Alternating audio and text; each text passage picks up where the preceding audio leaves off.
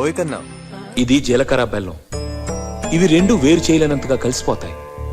పెళ్లి తర్వాత భార్యాభర్తలు కూడా జీవితాంతం అలా కలిసి ఉండాలని ఇవి తలపై పెట్టిస్తుంది.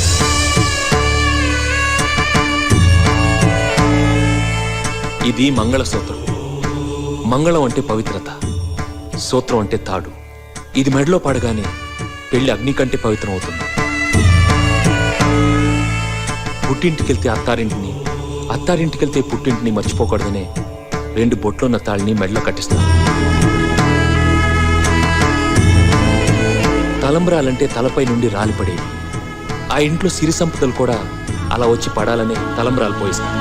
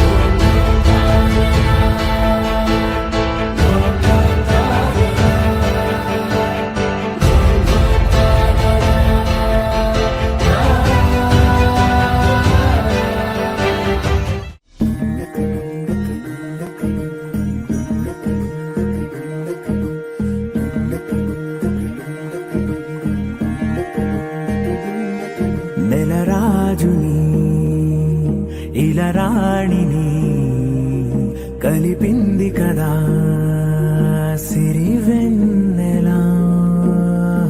దూరమా దూరమా తీరమై చేరుమా. నడి రాత్రిలో తెరలు తెరచినది నిద్దురలో మగత మరిచి ఉదయించినదా కొలుకు లొలుకు చెలి మొదటి కళ.